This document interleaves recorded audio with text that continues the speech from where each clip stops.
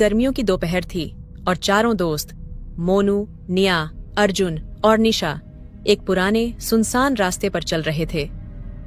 आज उनकी गर्मी की छुट्टियां शुरू हुई थीं और सभी ने मिलकर पास के जंगल में घूमने का फैसला किया था। वे सोचते थे कि यह बस एक मजेदार ट्रिप होगी, लेकिन उन्हें नहीं पता था कि यह सफर उनके लिए एक अविस्मरणीय रोमांच बन जाएगा।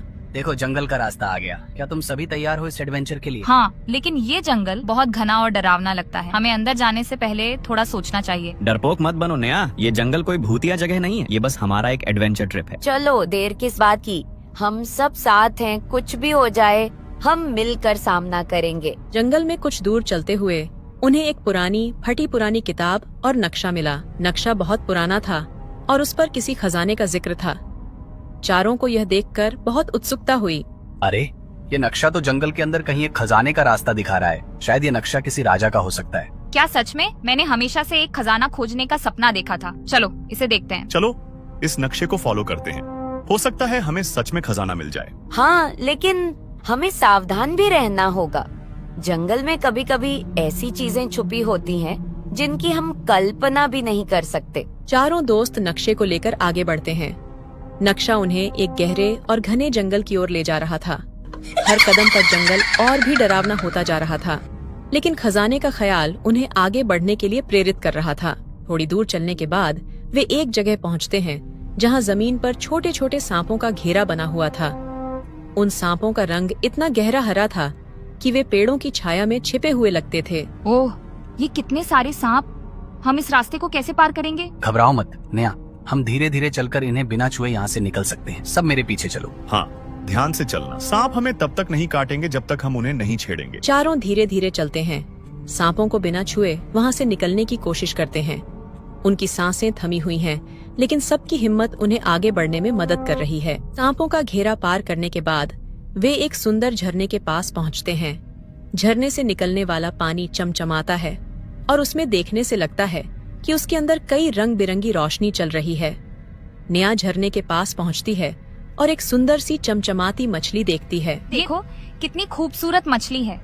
मैंने ऐसी मछली कभी नहीं देखी। ये मछली कोई साधारण मछली नहीं लगती। शायद ये हमें कुछ बताना चाहती है। हो सकता है ये मछली खजाने का रास्ता जानती हो। क्यों मछली, खजाना किधर है? अर्जुन के मजाक करते ही झरने में से मछली कूदती है और एक छोटी सी सुरंग की ओर इशारा करती है। चारों मछली का इशारा समझ जाते हैं और उस सुरंग में आगे बढ़ जाते हैं। सुरंग के अंदर चलते हुए चारों एक गुफा में पहुंचते हैं जो अंधेरे और रहस्यमयी चट्टानों से भरी है। गुफा के दीवारों पर अजीबोगरीब चित्र बने हुए हैं जो शायद पुराने समय के योद्धाओं की कहानियां बयां कर रहे हैं। ये गुफा बहुत पुरानी लगती है। शायद खजाना यहीं कहीं छुपा हो। चलो देखो, हर कोने में हो सकता है हमें यहाँ कुछ सुराग मिले। चारों दीवारों पर बने चित्रों का निरीक्षण करते हैं और एक जगह पर उन्हें एक खास निशान मिलता है।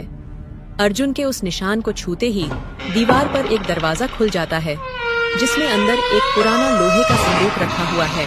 चारों दोस्त उस लोहे के संदूक को खोलते हैं और उसमें ढेर सारे सोने चांदी के सिक्के, पुराने हथियार और एक अद्भुत सी किताब मिलती है। हमें खजाना मिल गया।